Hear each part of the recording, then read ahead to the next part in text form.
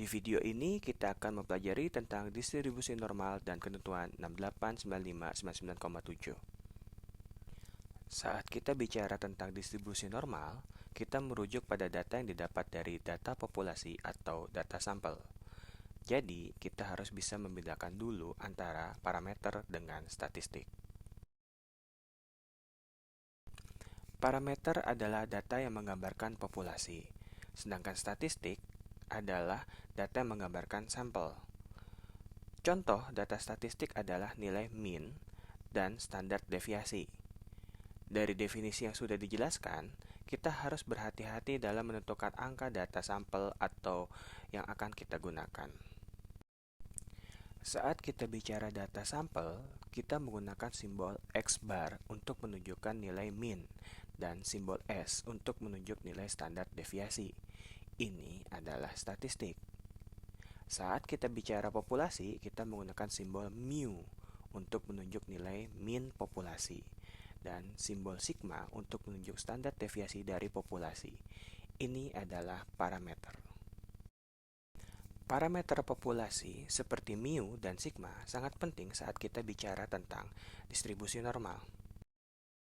Kalau begitu, apa yang dimaksud dengan distribusi normal? Bentuk khusus dari suatu kepadatan yang berbentuk lonceng. Ini karena distribusi normal biasa disebut sebagai kurva lonceng atau kurva normal.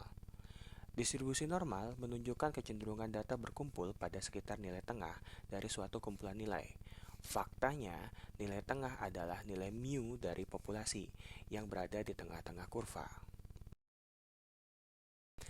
Pada distribusi normal, kita bisa mengatakan sebagian nilai berada di bawah nilai mean, sebagian lagi berada di atas nilai mean, tetapi kebanyakan data berada di sekitar mean.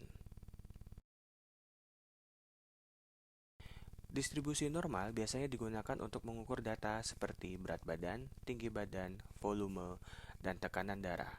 Untuk hal seperti inilah distribusi normal digunakan. Sebagai contoh, nilai ujian di kelas membentuk distribusi normal.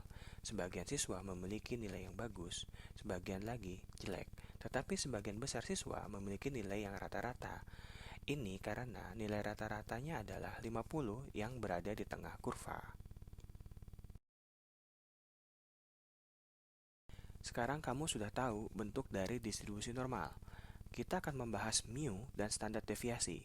Kedua simbol ini sangat penting karena dapat menunjukkan bagaimana bentuk dari distribusi normal tersebut.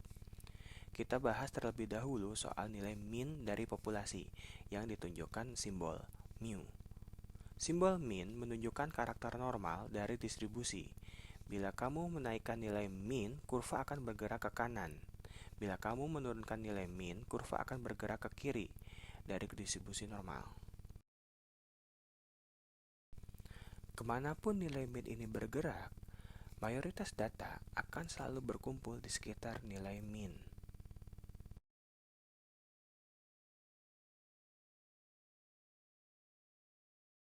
Sedangkan nilai standar deviasi menunjukkan persebaran suatu data, di mana nilai standar deviasi ini mempengaruhi tinggi atau datarnya bentuk suatu kurva. Semakin besar nilai standar deviasinya, semakin datar bentuk kurvanya karena semakin melebar bentuknya. Semakin rendah nilai suatu standar deviasi, semakin tinggi bentuk kurvanya. Hal ini dikarenakan kurva distribusi normal adalah kurva yang menunjukkan suatu kepadatan. Nilai kepadatan menunjukkan luas area secara 100%, sehingga artinya dengan merubah lebar dari suatu kurva, berarti juga merubah tinggi dari kurva tersebut.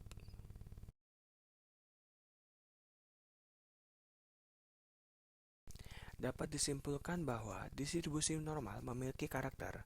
Yang pertama, memiliki bentuk unimodal atau memiliki satu puncak kurva. Kedua, memiliki bentuk lonceng atau bel yang simetris dengan nilai mean sebagai garis pembagi. Ketiga, simbol sigma dan mu menunjukkan karakter dari bentuk distribusi normal. Nilai mean dari populasi menunjukkan posisi dari kurva dan nilai standar deviasi menunjukkan besar distribusi persebaran data. Dengan kata lain, distribusi normal dapat ditunjukkan dengan persamaan ini. Jangan takut, walaupun tampak mengerikan, nilai variabel X bagian dari distribusi normal yang di dalamnya ada nilai mean dan standar deviasi.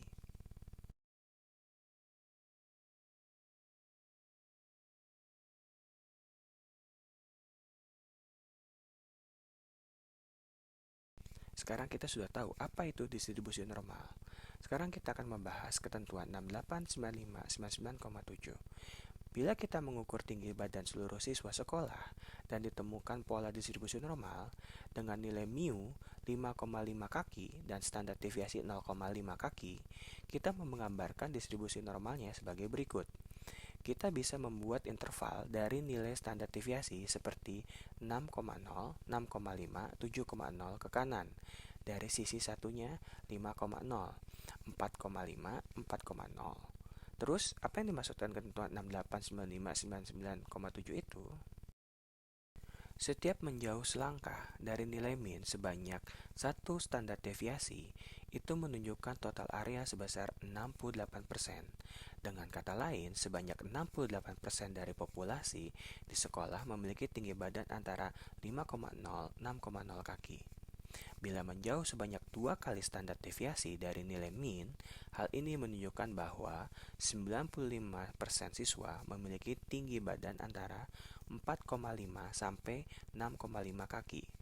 Sedangkan bila kita menjauh sebanyak 3 kali standar deviasi, menunjukkan 99% siswa memiliki tinggi badan antara 4,0 hingga 7,0 kaki. Kamu pasti bertanya-tanya, bagaimana bila kita terus menjauhkan standar deviasi dari nilai min-nya? Apakah hal itu bisa dilakukan? Ya, hal itu bisa dilakukan karena garis kurva distribusi normal tidak akan pernah memotong garis sumbu X sampai kapanpun. Jadi seperti gebetan kamu yang selalu jaga jarak dengan kamu. Oke, balik. Dengan kata lain, kamu bisa menarik standar deviasi sejauh yang kamu mau dari nilai min-nya, akan tetapi penampakan area di ujung menjadi sangat kecil.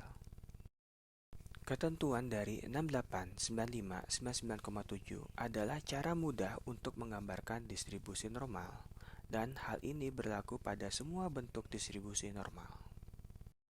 Pertanyaan konsep. Pause video ini bila perlu agar kamu paham dengan pertanyaannya. Soal pertama, distribusi normal di bawah ini memiliki standar deviasi 10. Pertanyaannya, tunjukkan area yang memiliki nilai 70 hingga 90. Kita tahu bahwa nilai min dari populasi adalah 70. Sedangkan kita juga tahu bahwa nilai standar deviasi adalah 10. Hal ini terlihat dari setiap interval berjarak 10 poin. Berdasarkan ketentuan 689599, bila kita bergerak ke kanan sebanyak 2 standar deviasi, maka kita juga harus bergerak ke kiri sebanyak 2 standar deviasi. Dari sini kita mendapati area 95%. Sedangkan kita hanya tertarik pada poin 70 hingga 90 yang ada di sisi kanan. Hal ini kita harus memakai sebelah bidang dengan membagi 2 area. Sisi bidang area ini disebut area of interest. Dengan membagi 2, kita punya area 47,5% dari nilai 70 hingga 90. Itu jawabannya. Soal kedua, dari distribusi normal di bawah ini, tolong tunjukkan area yang berisikan nilai minus 2 hingga 1. Dari sini, kita juga tahu bahwa nilai 0 adalah nilai mu. Kita mempunyai nilai sigma sama dengan 1 karena setiap poin yang berjarak 1. Untuk mengetahui area minus 2 hingga 1, kita menggunakan ketentuan 689599. Kita bisa membagi menjadi 2 area sehingga kita mudah menghitung area ini. Kita mulai dari kanan yang memiliki interval 1. Kita tahu bahwa bergerak 1 sigma, kita memiliki 68%. Tapi area 0 sampai 1 adalah 34%. Berikutnya area dari 0 ke minus 2, kita tahu bahwa 2 standar deviasi memiliki area 95%. Dengan membagi 2 daerah, maka kita menemukan area sebesar 47,5%. Jadi, Area dari minus 2 ke 1 adalah 81%.